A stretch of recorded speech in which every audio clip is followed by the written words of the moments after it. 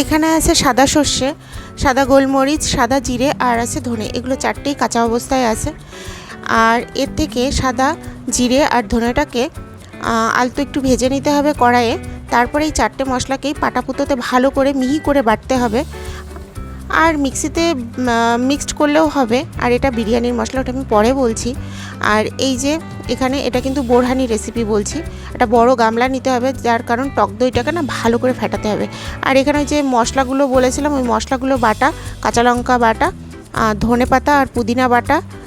আর এখানে 1 কেজির মতো টক দই আছে। এটা হলো 1 কাপের মতো ঠান্ডা জল। আর এই জলের বোতলটা পাশে রেখেছি, যদি পরে লাগে তাহলে মিক্সড করে নেব। আর এই যে টক দইটা ভালো করে ফেটিয়ে নিচ্ছি আমি।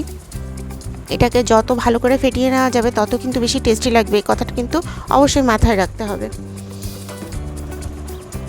আর এই যে এখন আরেকটা বাটির ভেতর আমি 1 কাপ পরিমাণের চিনি, আর তার মধ্যে ওই ঠান্ডা জলটা 1 গ্লাসের মতো।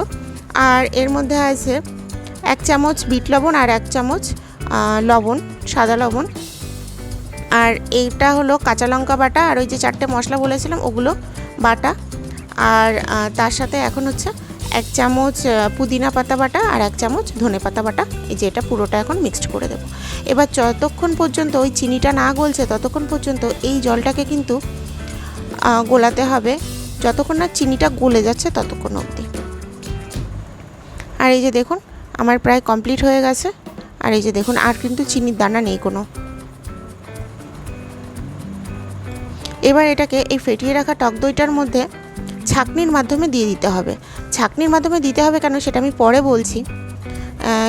আর যতটা জল আছে না সবটুকু ছেঁকে এই ফেটিয়ে রাখা টক দইটার মধ্যে ছেড়ে দিতে হবে। আর অবশ্যই কিন্তু ছাঁকনির মাধ্যমে, ছাঁকনি ছাড়া কিন্তু এমনি এমনি কখনোই ঢালবেন না।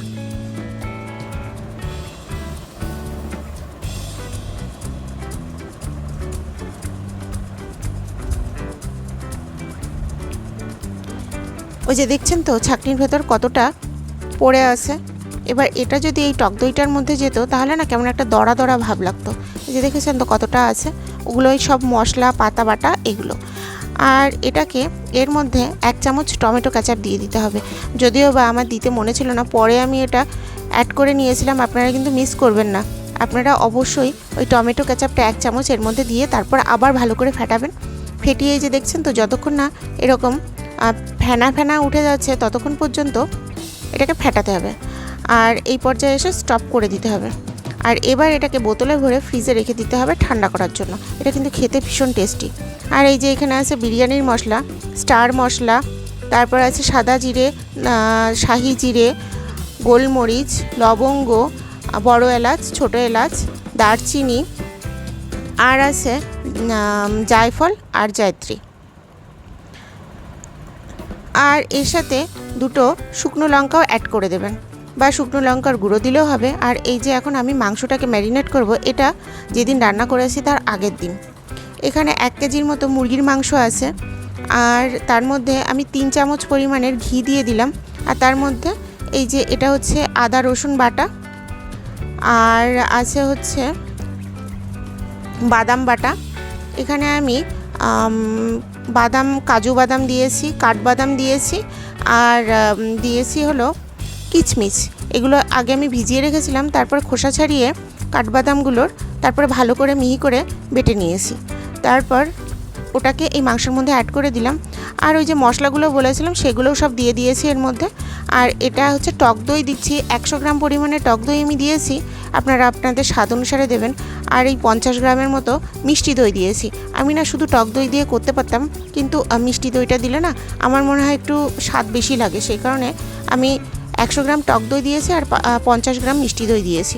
দিয়ে ওটাকে ভালো করে মেখে ফ্রিজে রেখে দিয়েছি মুখ ঢেকে। রাত্রিবেলায় রেখে দিয়েছিলাম। আর এই যতক্ষণ না রান্না করেছি তার আগ অবধি ওটা ফ্রিজেই ছিল। আর এই যে এগুলো সব বিরিয়ানির জন্য আলু, আর ওই যে পেঁয়াজ বেরেস্তা হচ্ছে ওটা, আর এটা পায়েস বসিয়েছি আমি।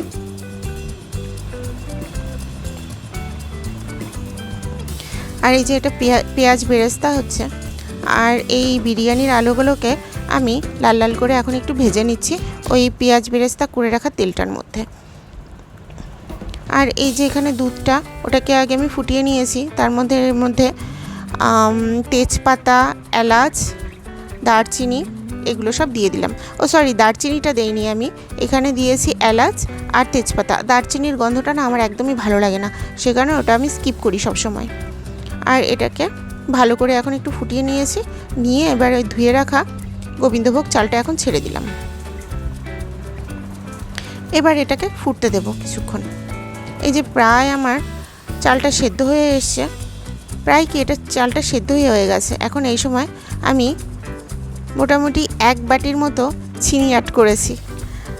যদিও বা একটু ভয়ই লাগছিল যে চিনিটা আবার বেশি না হয়ে যায়, কারণ একটু বেশি চিনি দিলে না খেতে একদমই ভালো লাগে না। আর ওই কিশমিশগুলোকে আমি আগেই ভিজিয়ে রেখেছিলাম, এবার ওটাকে এই চিনিটা দিয়ে দিয়েছি। এবার এটাকে মিশিয়ে ওই কিশমিশগুলোকে অ্যাড করে দেবো, ব্যাস।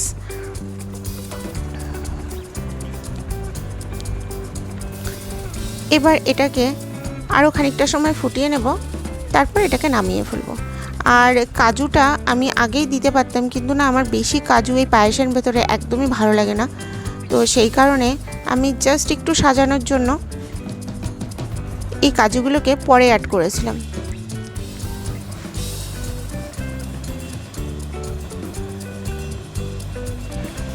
আর এখানে আছে একটা বড় এলাচ, ছোট এলাচ দুটো, দারচিনি, একটা স্টার মশলা আর শাহি জিরে, আর আছে লবঙ্গ। এগুলোকে আমি এই হাঁড়িতে জল গরম করছি, তার মধ্যে এগুলোকে দিয়ে দেব। এটা হলো বিরিয়ানি রেসিপি আমি বলছি। এবার এই জলটাকে এখন ফুটতে দেব।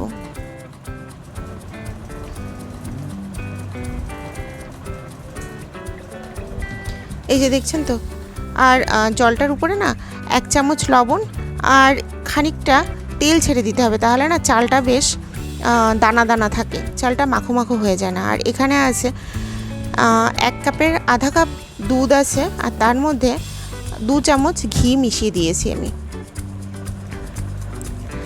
আর এই যে এখন ওই যে কালকের যে মাংসটা আছে, যেটাকে ম্যারিনেট করে রেখেছিলাম ফ্রিজে, সেটাকে বের করে এই যে ওটাকে বের করে কিছুক্ষণ নর্মাল টেম্পারেচারে নিয়ে এসে এটাকে এই যে সেট আপ করে দিচ্ছি হাঁড়ির ভেতরে।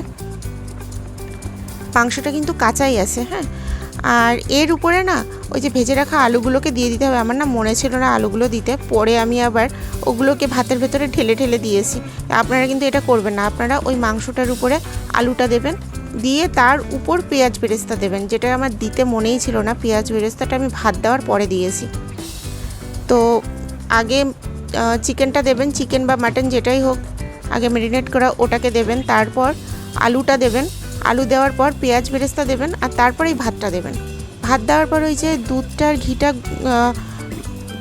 গুলিয়ে রেখেছিলাম ওটাকে এর উপরে দিয়ে দেবেন, ছড়িয়ে দেবেন। তারপরে এই যে কাঁচা লঙ্কাগুলো আর এই পেঁয়াজ বেরেস্তাটা খানিকটা দিয়ে আবার কিছুটা ভাত ছড়িয়ে দিতে হবে। তারপর আবার সেই দুধ আর ঘিয়ের মিশ্রণটা দিতে হবে। দুধ আর ঘিয়ের মিশ্রণটা দিলে যেটা হয়, দেখা যায় যে আমরা বাজার থেকে যে সমস্ত বিরিয়ানিগুলো কিনি, তো সেই বিরিয়ানিগুলো না কেমন একটা খসখসে, মানে শুকনো শুকনো ভাব থাকে। তার এই দুধ আর ঘির মিশ্রণটা দিলে আপনার না এই ভাতটা একটু মাখো মাখো হবে, মানে সেই শুকিয়ে যাওয়া ব্যাপারটা থাকবে না। আর এই ভাতটাকে আমি 90% পর্যন্ত সেদ্ধ করে নিয়েছি, পুরোটা সেদ্ধ করিনি। তো ওই ঘি আর দুধের মিশ্রণে বাকিটা সেদ্ধ হবে। আর এই যে এভাবে এই যে পেঁয়াজ বেরেস্তাটা দিয়ে দিলাম। এবার এটাকে আমি সিল করে দেব।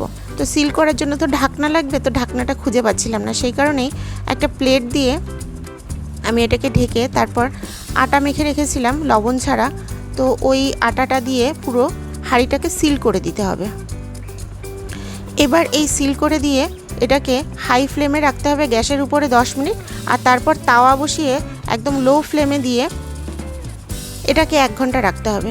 ব্যাস, বিরিয়ানি কমপ্লিট। বিরিয়ানিটা খেতে কিন্তু অসাধারণ হয়েছিল, আপনারা অবশ্যই বাড়িতে একবার ট্রাই করে দেখবেন। আর যাই হোক, আজকে তাহলে এ পর্যন্তই রাখছি। আমার এই চ্যানেলটিকে আপনারা অবশ্যই সাবস্ক্রাইব করবেন, আর ভিডিওটি ভালো লেগে থাকলে অবশ্যই একটি লাইক করে দেবেন। সবাই ভালো থাকবেন, সুস্থ থাকবেন। আবার কথা হবে আরেকটি নতুন ব্লগে, ততক্ষণের জন্য টাটা। আর সত্যি কথা বলতে এই রেসিপিগুলো অবশ্যই ট্রাই করে দেখবেন, ভীষণ ভালো লাগবে খেতে। আমাদের তো ভীষণ ভালো লেগেছে, এখন আপনাদের কেমন লাগে সেটা করে খেয়ে তারপর আমাদের জানাবেন।